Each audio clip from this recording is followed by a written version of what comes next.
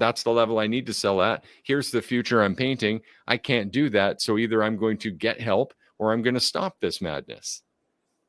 I would way rather that and eat crow than to go 3, 5, 7, 10 years down the road of just being barely in the black, red, maybe 2 out of 3 years, and then black for some. And it's all dependent on the months and if we get paid on time. And gosh, this madness around cash flow and everything that already exists around projects. I mean, we just can't afford to discount.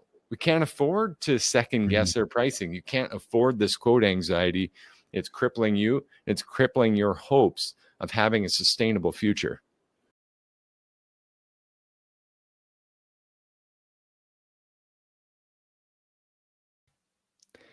Hello, hello, hello, and welcome back to another episode and another week on Electricpreneur Secrets, the Electricians podcast, where me and my partner, Joseph, the sales bot Lucani, go live 5 days a week to help you master your sales, simplify your pricing, and deliver premium level electrical service. Why would we want to do that, Joe?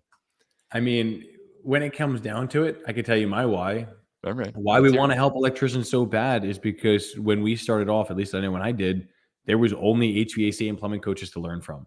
And I feel like having to spend 7, 8 years deciphering and decoding and translating isn't an effective strategy for people.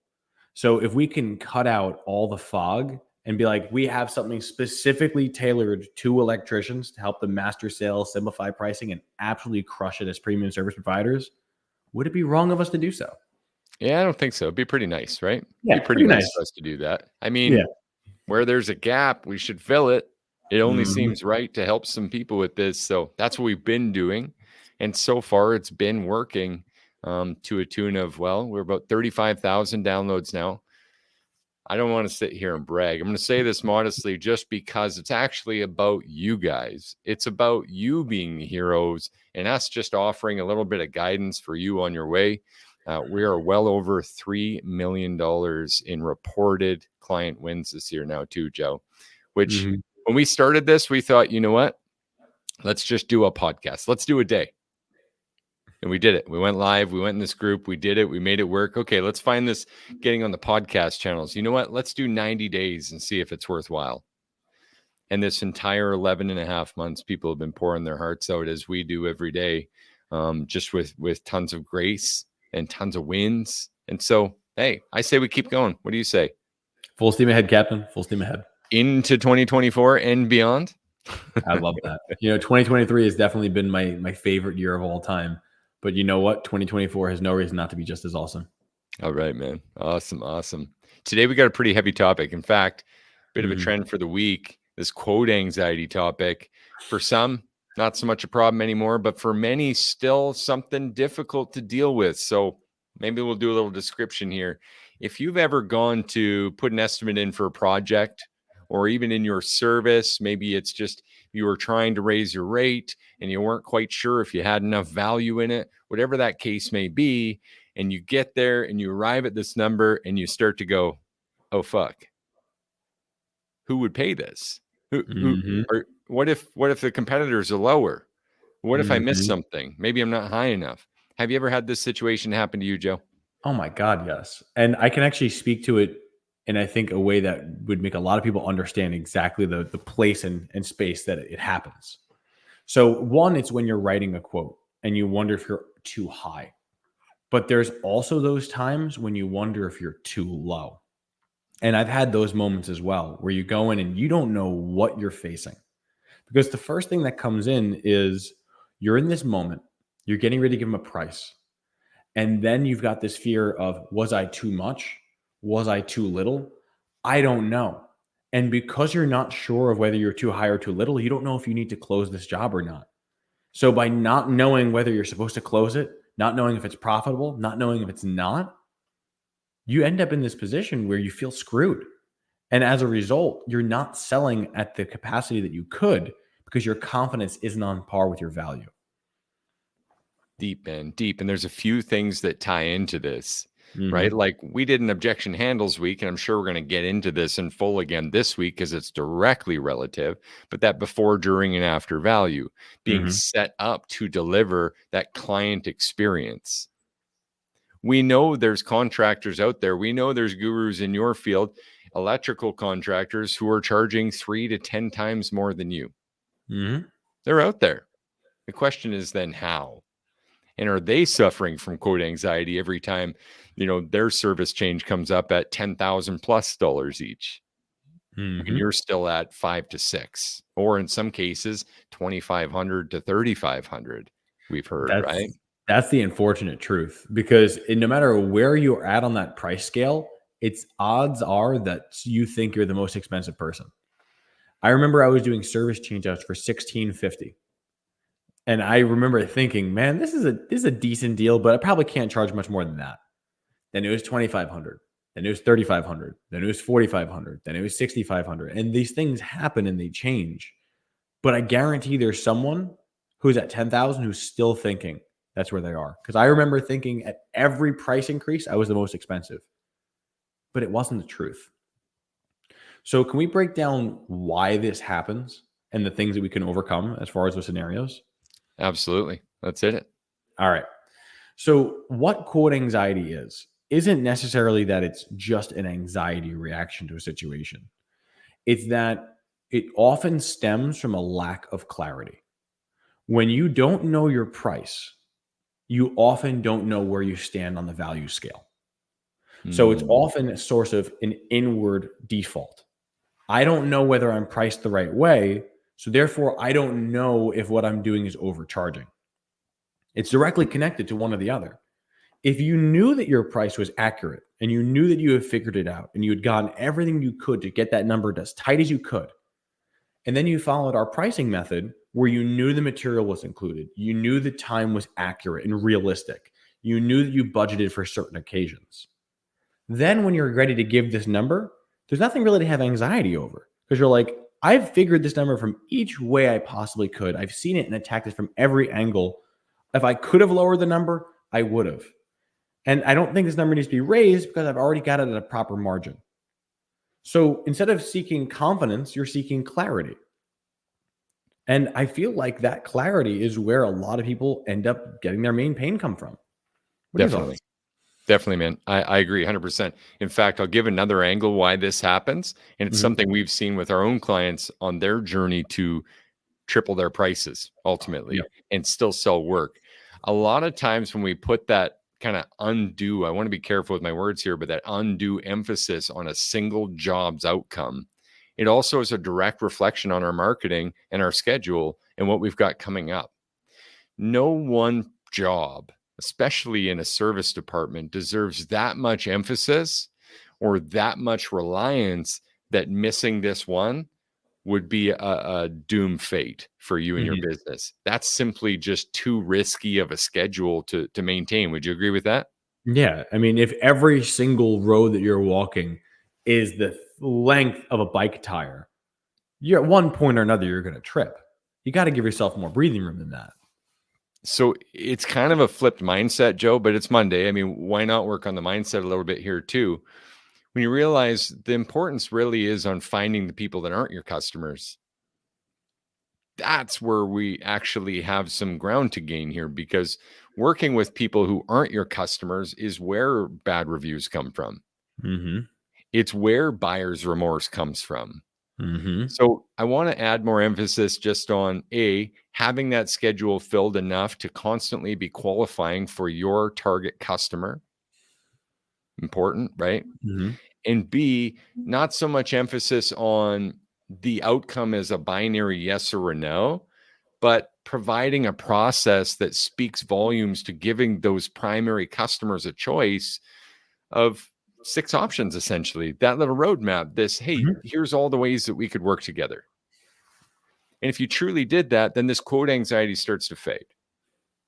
And if you understand scales of economy as well, and you're priced for your lowest options to be a sustainable and successful business, then what happens is you don't have to worry about the higher price. You only ever worry about your low price options and that before, during, or after value articulation. Did I just speak French? Was that too technical, do you think? Do we need to No, simplify that at all? I think that makes a lot of sense, but I can actually simplify it a little bit further. But I feel Okay. like you did a really good job with it as well. So the main source of anxiety for a lot of people comes from wanting to hit home runs. They sit down and they say to themselves, well, I made this big package. I need to try to sell that package. And when you put that stress on yourself, coupled with not knowing your price, coupled with not knowing where you stand with the competition, coupled with all the other factors we've already spoken to, that's a recipe for anxiety. If nothing else, indigestion. You're gonna feel some agita if you're Italian. Anxiety or indigestion. I like that. Yeah. Yeah, right. So if you're gonna go further with this, you recognize, all right, with this being said, what is the main obstacle that we have? The obstacle is that any option that they take needs to be one that you're acceptable with them moving. If they're a premium buyer, if they're a mid-range buyer, if they're an economy buyer, you don't care what they've purchased. Only that you've designed a range of choices that each one of them you feel would solve a problem at a certain level, and then being able to step back and say, how would you like to proceed? You are in complete control of this. I'm simply the waiter who brought you the menu. That's all I'm going to do. You can handle it. Tell me what you want to proceed with. And then would the waiter ever say that's a bad choice? It's like, no, he'd be like, that's a great choice. Encouraging your clients to choose whatever they want to pick. So I'd rather be a consistent singles hitter than the home run hitter who strikes out pretty often. Absolutely. And so to speak directly to this title, knowing what we've said now and kind of summarizing and bringing it back, the clarity that we're seeking that you mentioned is the clarity of your pricing and your process. If you truly have that clarity and you're still showing up to the table and feeling compelled to reduce your price, to discount, to step off of your clear path to do something else that you feel is this vacuum to add value, then your future is fading away, because what you're not doing is practicing running the play right. What you're not doing is gaining experience in pitching your services at that higher price. And what you're not doing then is building the muscle, the memory, and the confidence to execute at an even higher level, which, as we know, as you go down this path, there's going to be higher and higher levels of this execution. So that's how it's destroying your future. You're not running the play. And so you're not developing the muscle memory. And so it's just discount after discount after second guess after profitless year after profitless year. That's going to add up, Joe. Go ahead, brother. Jump in. There's actually something that happens even before that, which I agree. Everything you said is 100% correct. Before that, the thing that had to have happened for you to even get to this place is you have some lack of confidence that you're worth what you're charging. And I feel like a lot of us have that anxiety, because I remember when I first started out and we were charging the 165, we wouldn't actually price it how long we thought it would take us to do the job. There was another electrician that had, trained me years prior that I had worked with at another company. And we would look and say, well, he's a good electrician. How long do you think it would take him to do the job? And then we would price based on what we thought another competent electrician would do it at. Because at the time, we didn't feel confident in our own knowledge. We're like, well, I mean, we're just new to this. Of course. Yeah, I've been doing it for X years. But you know what? Maybe that's not the customer's fault that we're inexperienced. Maybe we should charge what a competent electrician, competent, quote unquote, would charge. This is the guy that wouldn't put boxes underneath his light fixtures. But we thought that he was confident, right? So if you don't believe in your own ability, then you won't believe in your price. And if you don't believe in your price, then you're not going to be able to charge it consistently.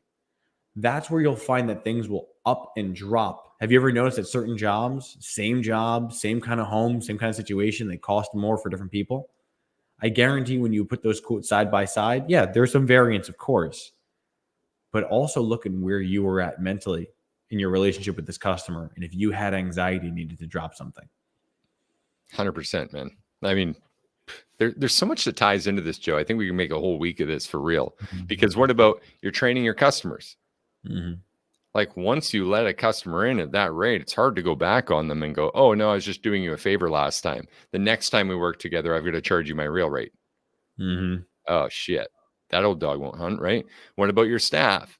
We're training them too, right? Even if you're still working alone, at some point, you've got to train someone to be confident in this value. If you yourself don't do that right now, isn't that going to be a problem? Mm-hmm. So for me, rather than fear the no today, which I get, that's easy to do. It's easy to say, well, today's the real threat, not the future. I'd rather get the no today and know that yes or no, I'm able to build the future by design. I would rather get those no's and just end it quick. Devil's advocate here, right? Mm-hmm. End it quick, meaning like literally, okay, this business isn't going to work.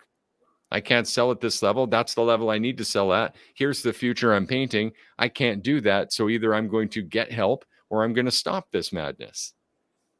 I would way rather that and eat crow than to go 3, 5, 7, 10 years down the road of just being barely in the black, red maybe 2 out of 3 years, and then black for some. And it's all dependent on the months and if we get paid on time. And gosh, this madness around cash flow and everything that already exists around projects. I mean, we just can't afford to discount. We can't afford to second guess their pricing. You can't afford this quote anxiety.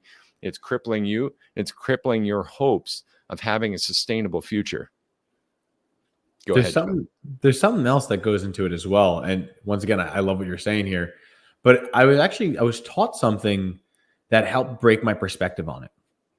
And it was, okay, I was at a company years prior, and there was a generator job that I had sold.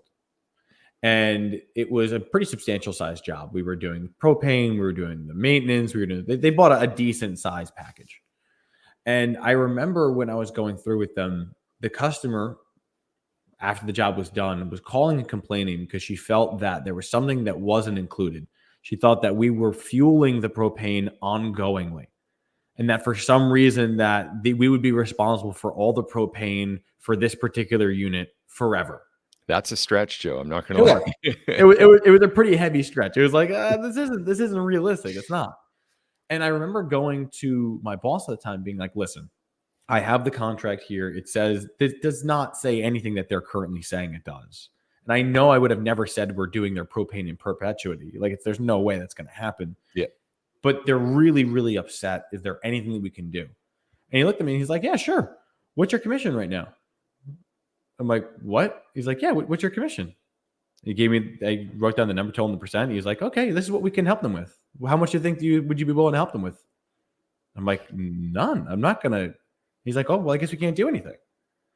The point I'm trying to come to, other than they were monsters, was the thought of saying, you know what? If you were going to offer a discount on a job and you're going to say, I'm willing to lower my price for whatever reason, don't think that you're taking it from a company with a large pile. Instead, look to it and say, if I were going to personally take this money out of my paycheck, would I still be willing to give them the discount? And every single time after that, I always said, no, I'm not willing to give you a discount, because if there's a discount, it's going to come out of my pay. I can't do this job for free and then lose money in doing it. I can't do it. So when you have this quote anxiety and you're worried that you're overcharging and you want to discount something, realize that you're discounting from yourself first. At the end of the line, our profits are always, when you're new, your profits are usually small. And there's no shame in that. And you're going to take those little profits away so that you can get a job that's not going to help you? Why would you do that? Yeah, I agree, man. Wholeheartedly. I want to spin this and give some positive energy to finish off and wrap up some action items. What do you think, Joe? I'm down. All right. First and foremost, you're worth it. If you're listening to this still, or you're catching the replay on any podcast channel, A, let me say you're worth it. B, now that I've said that and you feel better, please leave us a review. They help. It's nice to tell others how good the podcast is for them and their good energy and positive buildup. You're worth it. You're worth the price. If you did the math and that's the future you want, you're worth it. It might require some work on a process. It might require, like our offer training, where we're able to help you build all those pieces up and understand that value so that there's no guessing. It's just proven value systems. But you're worth it. You can do that. It's not rocket science. We would never ask you to do something we haven't done. We would never ask you to do something you could not do. It's easy because you can do it. You're worth it. You've got to believe in yourself. I feel like that's an action item too. What do you say, Joe? I'm willing to take that one. Okay. Do you have an all-star in mind? Yes.